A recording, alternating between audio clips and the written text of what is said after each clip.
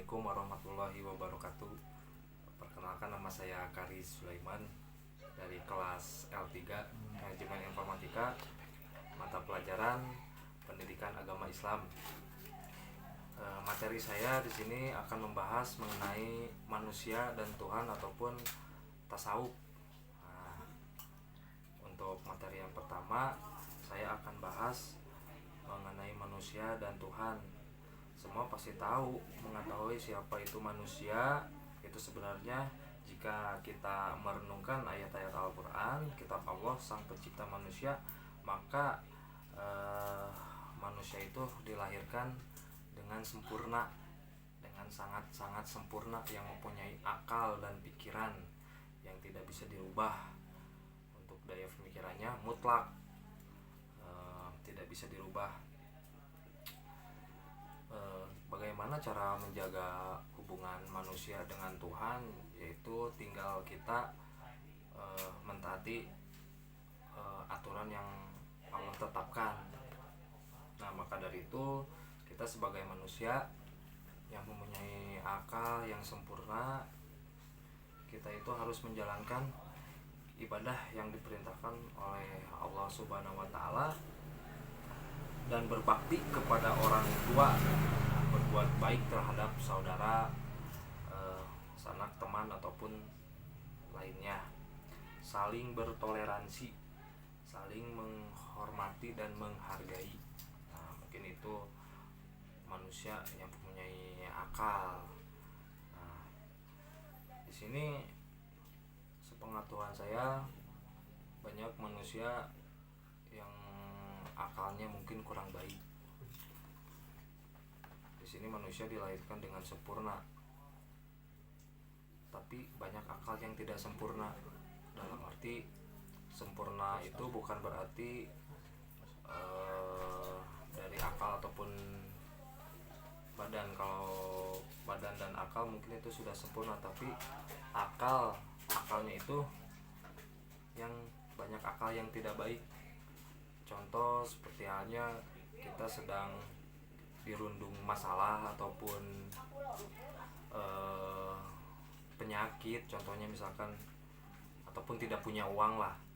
Kita kalau misalkan tidak punya uang, muka kita tuh kusut, maka itu berhubungan lagi antara manusia dan Tuhan. Berarti lebih ke sikap bersyukurnya, mungkin kurang bersyukur. Tetapi kalau manusia sedang diuji dengan banyak uang, maka hidupnya itu akan bergairah 1000 banding 1 lah mungkin kegairahannya itu. Nah, maka dari itu di sini banyaklah orang yang kufur nikmat. Kembali lagi kepada manusia dan Tuhan, berarti lupa apa yang dikasih nikmat sama Tuhan itu, bahwa baik tidak punya uang ataupun punya uang itu adalah satu nikmat, ataupun kita dikasih kesehatan ataupun kita dikasih penyakit. Menurut pandangan saya, kalaupun kita dikasih penyakit, bahwa kita tuh masih diakui sama Allah Subhanahu wa Ta'ala. Berarti kalau kita tidak sakit sama sekali seumur hidup, ya berarti kita manusia yang mempunyai akal, tapi akalnya tidak 100%. Berarti contoh lain, orang gila. Berarti kalau kita dikasih sakit, nah kita harus pandai-pandai bersyukur. Tidak lain hanya itu adalah teguran dari Allah Subhanahu wa Ta'ala untuk menguatkan ketakwaan kita kepada Allah Subhanahu wa Ta'ala. Nah, bukan cuma satu orang ataupun 2 orang di sini. Contohnya seperti sekarang yang kita sedang alami, kekurangan nikmat itu banyak. Kita dikasih penyakit, wabah seperti virus corona.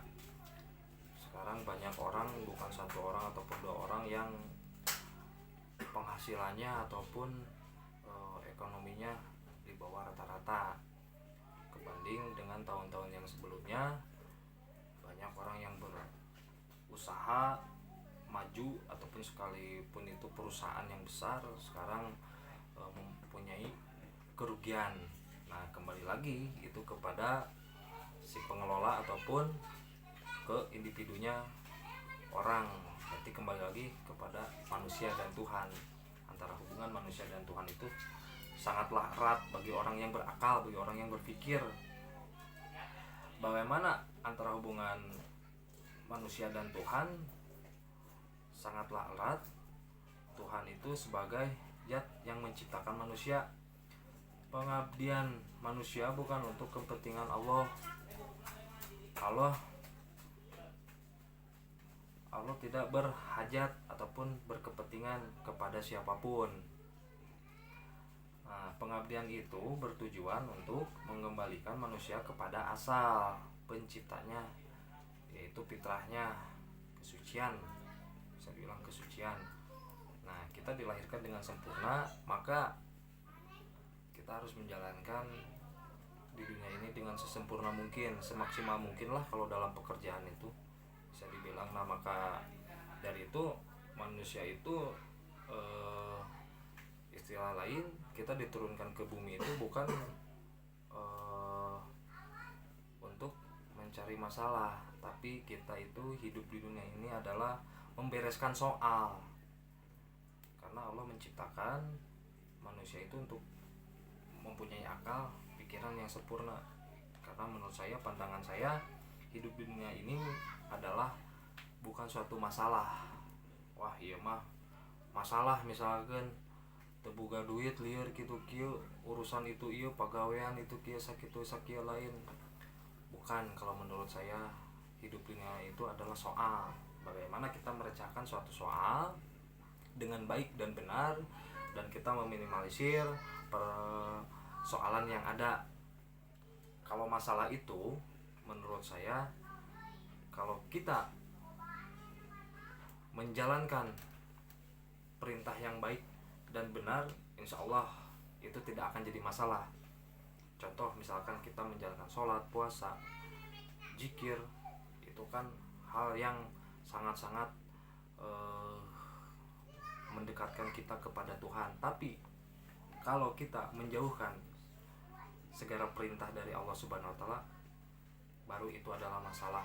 Contoh misalkan kita mabok, terus open BO lah istilah lain sekarang yang lagi rame, terus judi online ataupun yang lainnya, terus kita saling membunuh, saling mencaci, melerai ataupun halnya yang lainnya. Nah, itu adalah masalah. Jadi yang saya ketahui, yang saya analisis, sepengetahuan saya di sini mengenai manusia dan Tuhan itu kebanyakan yang kufur nikmat, bahwa masih beranggapan bahwa hidup di dunia itu adalah masalah. Menurut saya itu bukan masalah. Itu hidup di dunia ini adalah soal-soal yang memang harus diselesaikan secara baik dan benar. Ya kembali lagi kepada Tuhan yang menciptakan manusia. Kita kalau menjauhi segala larangannya atau menjalankan perintahnya, insya Allah kita akan menjalankan kebahagiaan baik di dunia ataupun di akhirat. Ya kalau di dunia kita udah ketahuan kalau kita menjalankan dengan sabar perintah dari Allah Subhanahu wa taala, insya Allah kita akan mendapatkan kebahagiaan yang mutlak di dunia, baik nanti pun di akhirat. Insya Allah kita akan hidup di surga kekal abadi selamanya. Nah, di sini mengenai Tuhan,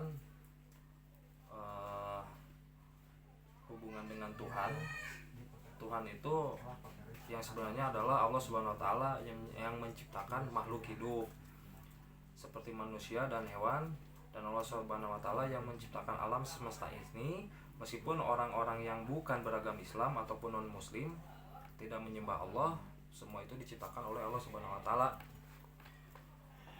Kita sebagai umat Islam yang pandai-pandai bersyukur, kita sebagai regenerasi yang baru yang akan berjalan, yang sedang berjalan, yang kita jalani, jikalau kita menjalankan perintah dengan baik dan benar, insya Allah Allah akan menggampangkan segala urusan kita ataupun menggampangkan segala hajat kita. Apa yang kita inginkan, insya Allah kita kalau menjauhi segala larangannya, insya Allah kita akan diberikan kemudahan bagi setiap hambanya yang mempunyai keinginan ataupun hajat. Nah, tadi kita membahas tentang manusia dan Tuhan ataupun tasawuf. Nah, tasawuf itu dalam ilmu untuk mengetahui bagaimana cara mensucikan jiwa, bisa dibilang mensucikan jiwa, menjernihkan akhlak. Nah, menjernihkan akhlak itu atau mensucikan jiwa itu berarti kita harus memang benar-benar menjauhi yang namanya negatif, pikiran negatif ataupun pikiran yang kotor. Nah, di sini kita harus menjauhi pikiran yang negatif itu. Apa tujuannya? Tujuannya banyak. Untuk menjauhi pikiran yang negatif itu istilahnya misalkan saya suujon misalkan kepada teman saya, wah teman saya mah gini belum tentu gini. Nah, itu adalah satu lain dari akhlak. Maka kembali lagi kepada akhlak, berarti akhlaknya belum suci. Nah, maka dari itu kita harus ingat kepada Allah Subhanahu wa taala. Istilahnya bisa astagfirullahaladzim. Dengan kata seperti itu kita harus sering-sering istighfar lah, intinya menjernihkan akhlak. Nah, di sini manusia itu membangun lahir dan batin serta untuk memperoleh kebahagiaan yang abadi. Nah, masuk ke dalam rangkuman tasawuf. Tasawuf itu pada awalnya merupakan gerakan juhud dalam Islam dan dalam perkembangannya melahirkan tradisi mistisme Islam. Nah, apa tradisi mistisme Islam itu? Yaitu antara hubungan kita dengan Tuhan. Berarti Tuhan itu tidak kelihatan sama kita semua, sama umat manusia itu, bahwa Allah itu tetap Tuhan yang Maha Esa. Allah itu satu, Allah itu maha besar dan tidak bisa dilihat. Allah itu kita cuman bisa tahu bahwa memang Allah itu zat yang sempurna. Nah, di sini banyak orang-orang kadang-kadang seperti gini bilangnya, Allah itu tidak adil. Misalkan Allah tidak adil, yang ini misalkan kaya tapi saya miskin, Allah tidak adil. Kenapa? Nah, di sini kenapa ada si miskin dan si kaya? Nah, di sini kita harus berpandai-pandai bersyukur. Itu kita lebih kembali lagi ke lebih ke akhlaknya yang memang harus bersyukur. Antara si miskin dan si kaya itu kita sama diberi kesempurnaan. Nah, kalau menurut saya pandangan kita hidup berkecukupan, otomatis nilai keberkahan itu ada. Karena apa? Kita pandai-pandai bersyukur. Kebanding kita orang yang punya itu lebih banyak ke was-wasnya, sementara dia hidup di dunia itu lebih was-was. Jika Allah sudah memberikan harta yang berlimpah, kadang-kadang kita mempunyai pikiran, wah sieun kacolongan teh lah gitu. Padahal kalau kita mempercayai kepada Allah Subhanahu wa taala, yakin saya mah ya teh moal leungit ya barang teh. Tos we misalkan percaya gitunya, yakin. Tapi kalau orang yang tidak percaya dengan ketentuan Allah yang telah diberikan kepada manusia, itu palingnya kufur nikmat mungkin ya. Nah, di sini kita terlahir dengan sempurna. Kita dilahirkan langsung mendengar kalimat Allah. Pas begitu kita lahir, kita langsung diazanin lah, istilahnya sama kedua orang tua ataupun sama ayahnya. Pas begitu kita lahir, kita langsung mendengar kalimat Allahu Akbar, Allahu Akbar. Nah, maka dari itu kita turun ke dunia diciptakan sebagai makhluk yang sempurna. Menurut pandangan saya, bahwa Islam itu adalah suatu hal yang sangat indah, yang sangat mutlak. inilah surga. Sebetulnya Islam itu adalah surga yang terlihat di dunia. Kalaupun kita menjalankan dengan baik dan benar semaksimal mungkin di dunia, berarti di surga anu nyata, anu goibna lebih dari di dunia. Nah, menurut pandangan saya bahwa kita hidup di dunia ini, kita memang udah ada di surga sebetulnya. Cuman kembali lagi ke cara kita bersyukurnya mungkin. Nah, karena hidup di dunia itu, saya tegaskan sekali lagi, bukan masalah, tapi hidup di dunia ini adalah soal. Saya tegaskan lagi, kalau yang namanya masalah itu kita menjauhi perintah Allah Subhanahu wa taala, baru itu masalah. Karena apa? Jaminannya merenang neraka kalau kita menjauhi perintah dari Allah. Tapi kalau kita membereskan soal di dunia ini dengan baik dan benar, menjalankan perintah Allah, insya Allah jaminannya surga. Sebenarnya surga itu sudah kelihatan oleh mata kepala kita sendiri sebagai manusia yang punya akhlak yang sempurna. Sebetulnya sudah terlihat, sudah nampak jelas di dunia ini, bahwa di dunia ini adalah surga. Surga yang nyata, surga yang kita lihat. Cuman perbandingannya mungkin, pembalasannya, kalau kita melakukan hal yang buruk di dunia, pembalasannya jangan pun di akhirat nanti. Biasanya di dunia oke sok didohir-dohirkeun. Kalau kita melakukan hal yang kurang baik, misalkan kita mencuri ataupun kita menjolimi kepada teman sesama ataupun kepada tetangga, itu akan ada balasannya, meskipun tidak langsung balasannya ataupun hari esok ataupun hari minggu yang akan datang, ataupun bahkan bisa dibilang ke anak cucu nantinya gitu. Kalau kita sebagai orang yang berakal menjalankan hal yang tidak baik, contoh misalkan jolim ataupun membunuh lah, sekalipun membunuh, kita bakal dijolimi lagi ataupun nggak kena ke kita ya kalau kita menjelas mungkin yang melakukannya nanti di akhirat, tapi nanti efeknya itu kepada anak cucu kita.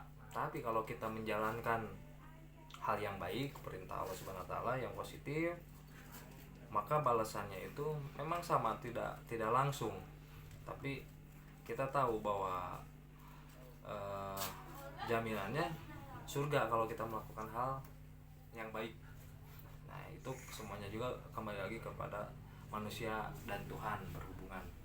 Nah, jika kita melakukan hal yang baik di dunia, maka balasannya itu ataupun 1 hari ataupun 2 hari ataupun 3 hari ataupun seminggu yang akan datang, itu sudah terlihat nampak jelas. Entah dari apa ataupun dari mana caranya, Allah akan membalas.